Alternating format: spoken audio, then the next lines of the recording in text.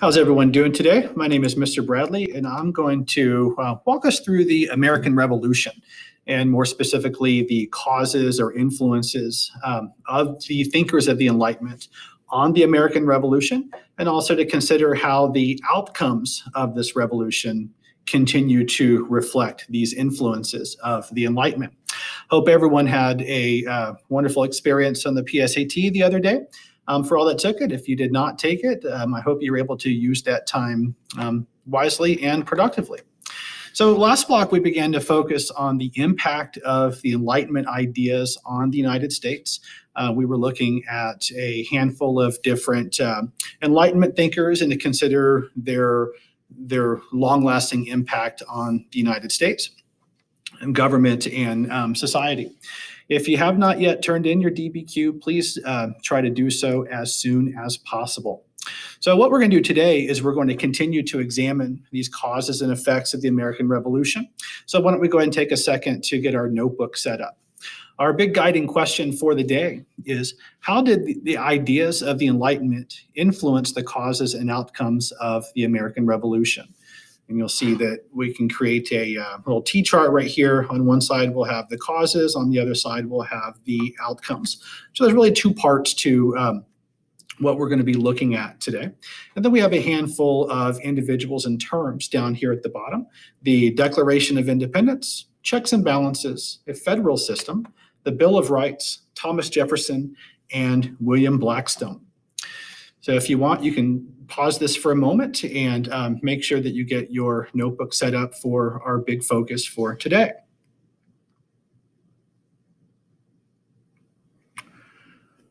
Once we have finished, just to let you know there's no homework assignment for next block. So once you're done with this, we are good to go for the day. All right, let's go ahead and get started. So really to think about this, we have to go back a little bit and not just with the revolution. And so here we have a map showing us the original 13 colonies. And one thing that we can say is that they were there for about 150 years before the American Revolution happened, right? So for the 150-year period that they were there, what we can say is that they were thriving economically, their population was growing, and also their territory was expanding. We'll kind of see the impact of that in just a moment. Colonists did have their own identity, identifying themselves as being maybe a citizen of each colony. However, were still subject to British laws. Many of the laws that we're going to focus on today really have to do with trade issues. Remember, one of the goals of the colonies was to make money for Great Britain. So a lot of these laws were more restrictive of trade with other countries and that kind of thing as well, to continue to make money for the British government. Let's take a second to look at this line right here. This represents the boundary of the colonies. And again, as time is marching on, you're looking at an increase of population, which means that there's going to be some spilling over into other areas. So moving forward, we can kind of see that right here, that now there is a large level of disputed territory going on between Great Britain and France. Ultimately, this is going to lead to a war between Great Britain and the colonists and the French and Native Americans. This is the French and Indian War. Ultimately, the British and colonists forces are going to defeat the French. And what we can see here is this is going to greatly expand the amount of territory that the British are going to hold in North America.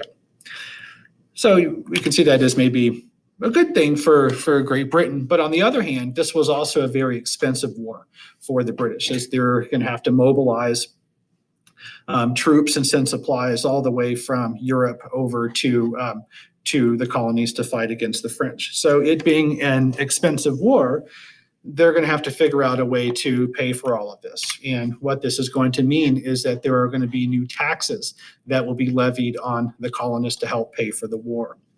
Now, this is something that is going to raise an issue, right? Because these were taxes that the colonists would have to pay, but yet we're not in a position to vote to levy these taxes against them. It was the people in Great Britain that voted for these taxes to help pay for the cost of the war. So really the colonists did not have really a voice in the passing of these taxes. So we think about that phrase, taxation without representation. That is largely the idea that, again, colonists are going to have to pay extra for things in order to help pay for this expensive war that was fought between the British and the French in North America. So as we can see by this little cartoon here, that there is going to be some growing tension and protests that are going to occur to voice their opinion about these taxes that they are going to have to pay. In 1774, the First Continental Congress was assembled, and really the goal of this was to organize the voices of many of the colonists.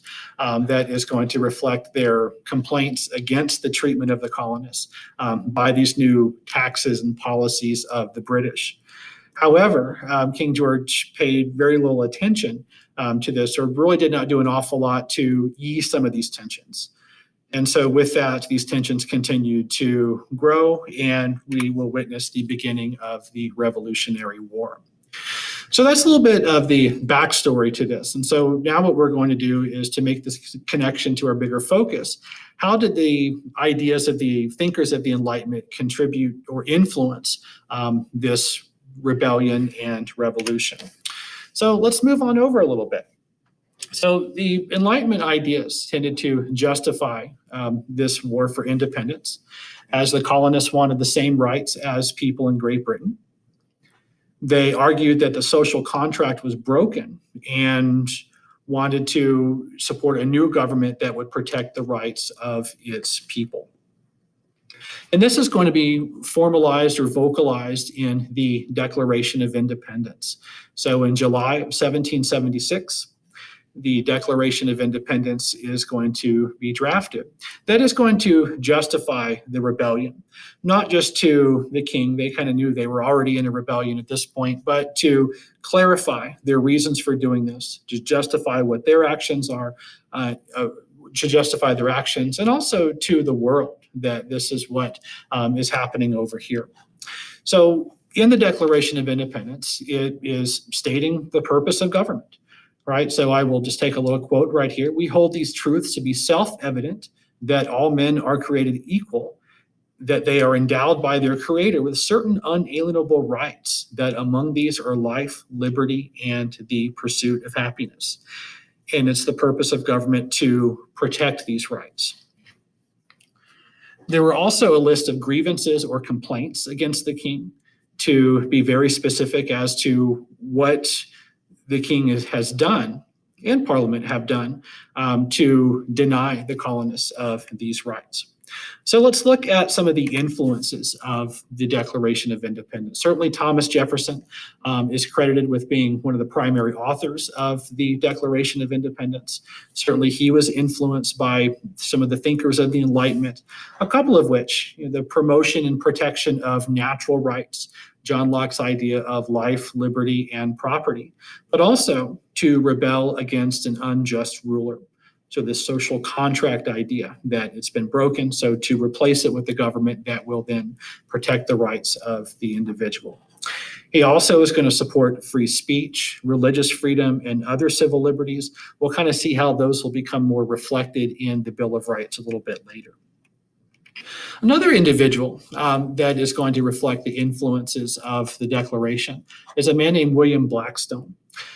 So at this point, we can just describe him as an English lawyer.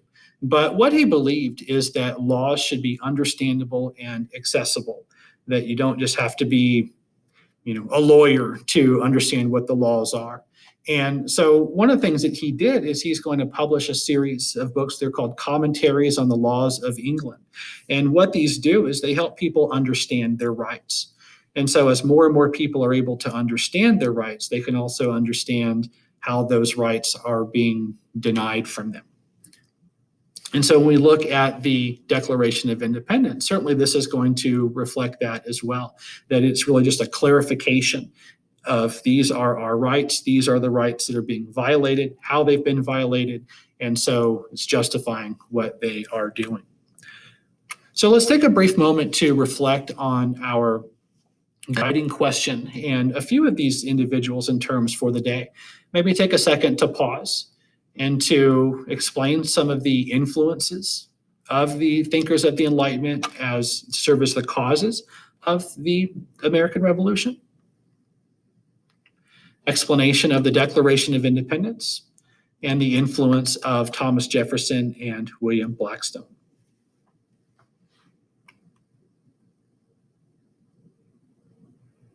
So now we're going to move into the outcomes. Again, we're not going to focus a lot on the actual war itself, but it is going to come to a close with the colonists on the winning end of that.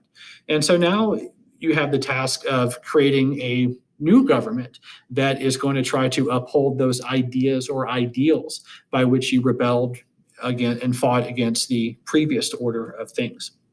So the first attempt at this, of Americans creating a republic, is going to come in the form of something called the Articles of Confederation. And so this is going to last roughly from 1781 to about 1787. And what they recognize is that there does need to be some sort of central government that is there, but they were also very cautious and fearful of too much centralized authority. And so when we look at the makeup of this, it really does intentionally create a very weak central government. There was only one body of government in the Congress, and each state just had one vote, regardless of the size of the state or regardless of how many people who lived in that state. But it was very difficult to get things done. I think within the Congress, you had to get 9 out of the 13 states to vote on something for something to happen, which did not happen very often. So this was an attempt at government where the states are going to hold most of the power, but there just wasn't enough glue by the national government to hold everything together and to keep that order. So many years later, there was a second constitutional convention that is going to try to revise these Articles of Confederation. And this is what ultimately is going to become known as the U.S. Constitution.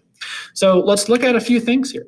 So the Constitution certainly is going to reflect many of these influences of the thinkers of the Enlightenment. We'll look at a few specific examples of that. We have John Locke, who is supportive of the government's power is going to come from the consent of the people.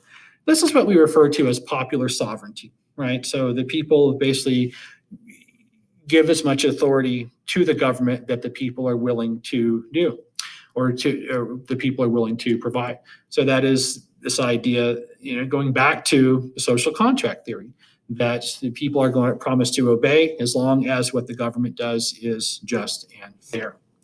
So we can see this in the preamble of the Constitution, right? So we, the people of the United States, to establish legitimacy of this government. It creates a representative style of government, not necessarily a direct democracy that we'll talk about with Rousseau and see how that's reflected in just a couple of moments. But we elect leaders to represent us at various levels of government. Another big influence of an Enlightenment thinker is Montesquieu. Right. So one of the things that he was a supporter of was the separation of powers and a system of checks and balances, that within the national government, you will have an executive branch of government, you will have a legislative branch of government, and you will have a judicial branch of government. So power is divided among those branches. They do different things, but each branch does have a check and balance over the other. So no one particular branch has exclusive control over everything that they have of what their job description or function is going to be. For Rousseau, he was a supporter of direct democracy. Now, in the United States, we tend to represent or elect our representatives at various levels of government. But at the same time, we do vote for these individuals. But especially at the state and local level, we do tend to have more of an influence on voting directly on particular things. So when you start voting and you start seeing on ballots, Proposition A, Proposition B, and so forth, that would be an example of the people ultimately making the decisions through the use of the ballot box. Voltaire, another Enlightenment thinker. We can look at his influences, freedom of speech and religious toleration. We will see how these things are going to be reflected in the Bill of Rights that will place limits as to what government can do. And also Beccaria, right? Really a big focus on the rights of the accused. We will see how a lot of these influences will be reflected in the Bill of Rights as well. So when we look at a couple of the terms that are on our notes template for today, what the Constitution is going to do is to create this federal system, or to have divided power between a national government, state governments, and then there are also local governments that are involved in decision making as well. The federal government's going to have the most power, then it goes to the states, and then it goes to the local city or county governments as well. So it's very different, kind of the opposite of what happened under the Articles of Confederation, where the states held most of the power, very small central government. Here we have a larger central government, but also power is going to go to the states as well. And with this, we have the system of checks and balances, that no particular branch of government has exclusive control over everything that is going to happen. Other branches are able to oversee and maybe to correct some of the things that each branch of government is doing. So as the Constitution was in the process of being ratified, there were concerns over giving the central government too much power or authority. And this tends to be, part of that debate between the Federalists and the Anti-Federalists. So as part of a compromise to that, or a way to resolve those debates and arguments about the role of government, what we are going to see is the creation of a Bill of Rights, or the first 10 amendments to the Constitution, that is going to specifically limit the types of things that the federal government can do. So when we look at the Bill of Rights, we can see specific limitations, right, on the federal government, but also to protect the right of the individual. We can look at the First Amendment, right? Freedom of speech, freedom of religion, the press, assembly, and petition. Second Amendment, the right to bear arms. The Third Amendment, that you not required to house soldiers from the military. When we look at 4, 5, 6, and 7, and 8, these are all rights that deal with that of the accused and protect the civil liberties of the individual. So again, what we see here is, although on one hand you have the creation of a larger central government, on the other hand, with the Bill of Rights, there is the placing limitations on exactly what that central or stronger national government is able to do. And so there we have it. We looked at some of the influences of the Enlightenment, or the thinkers of the Enlightenment, as a cause of the American Revolution. And then we also begin to look at the influences of these Enlightenment thinkers on what is going to, the new government that's created in the wake of this revolution. So the Constitution and Bill of Rights certainly are going to mark a turning point in people's ideas about government. Both documents put Enlightenment ideas into practice. They also express an optimistic view that reason and reform could prevail and that progress was inevitable. And such optimism swept across the Atlantic to Europe and other parts of the world.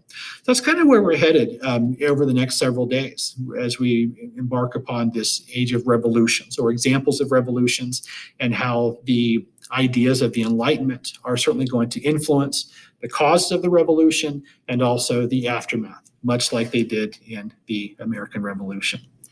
So if you have not done so, please take a second to reflect on the remaining portion of our notes template for today, with specific considerations to the outcomes of the American Revolution. How might that reflect the ideas or influence of Enlightenment thinkers? And then we also have things like checks and balance, federal system, and Bill of Rights. Thank you all very much. There is no homework for next block, and I hope you have a great day.